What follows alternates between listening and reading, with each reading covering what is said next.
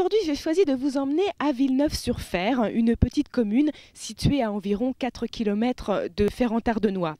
Alors, pourquoi Villeneuve-sur-Fer? Eh bien, parce que c'est là, précisément, qu'ont vécu le célèbre écrivain et diplomate Paul Claudel, ainsi que Camille, qui, elle, était reconnue pour ses talents de sculptrice et qui a notamment eu l'occasion de travailler avec le sculpteur Rodin.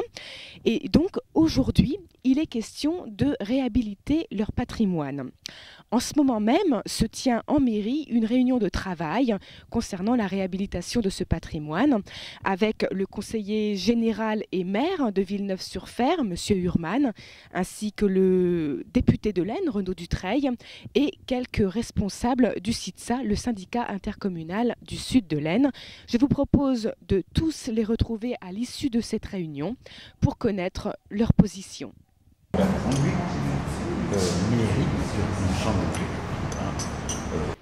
Renaud Dutreil, vous êtes député de l'Aisne, vous avez assisté aujourd'hui à une réunion de travail concernant la réhabilitation du patrimoine Camille et Paul Claudel. Qu'est-ce qui est ressorti précisément de cette réunion?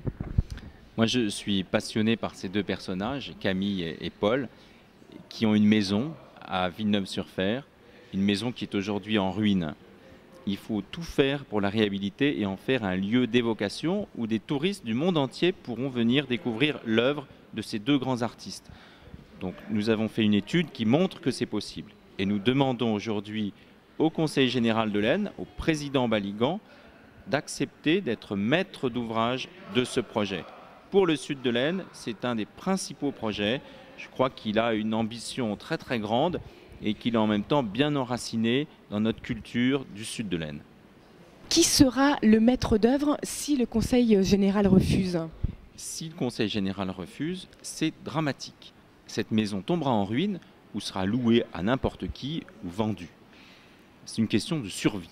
Il faut absolument que le Conseil général, qui a accepté déjà d'être maître d'ouvrage de la rénovation du familistère de Guise, le familistère Gaudin, fasse pour un montant vraiment beaucoup plus faible dans le sud de l'Aisne, ce qu'il a fait en Thiérache. Il n'y a pas de raison que tout soit fait en Thiérache et que nous, qui avons un patrimoine très riche dans le sud de l'Aisne, nous n'ayons pas également une part de la politique culturelle du département de l'Aisne. Il faut que ce soit le Conseil général. Les autres solutions sont beaucoup plus complexes. Le CITSA, mais le CITSA a déjà le labyrinthe fabuleux sur le dos. La commune de Villeneuve-sur-Fer, elle a 219 habitants, c'est inimaginable. Donc la seule solution viable, c'est le Conseil général, avec des soutiens de la région et de l'État dans le cadre du contrat de plan État-région. Je crois que c'est possible. Il faut aujourd'hui que le Conseil général prenne une décision et vite, parce que cette maison est fragile et il faut intervenir.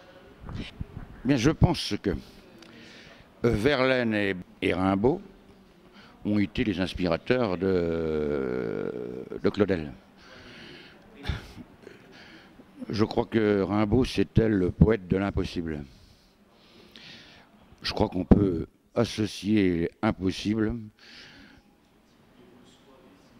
à Claudel et au projet qu'on a à Villeneuve de faire une maison en sa mémoire et en mémoire de sa sœur qu'il mérite.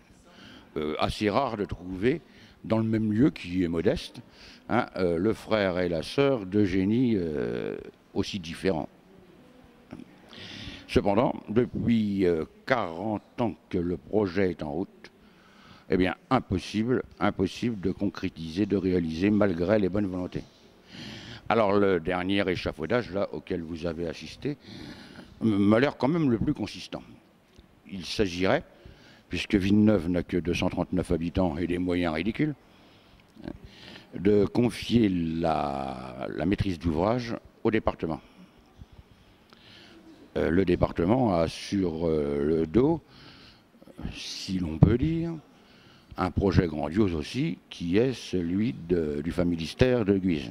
Mais il apparaît aussi que ce sera trop tard dans peu de temps, et j'espère bien que mon ami Jean-Pierre Baligan concédera ou trouvera une solution, de façon à inclure dans le contrat de plan la somme relativement modeste qu'il faudrait pour la réhabilitation du presbytère et de l'église.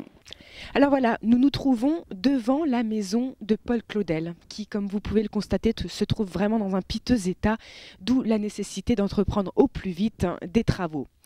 Alors, le maire de Villeneuve-sur-Fer, donc Monsieur Urman, vient de me remettre les clés de cette maison et c'est avec beaucoup d'émotion que je vous invite dès maintenant à y pénétrer.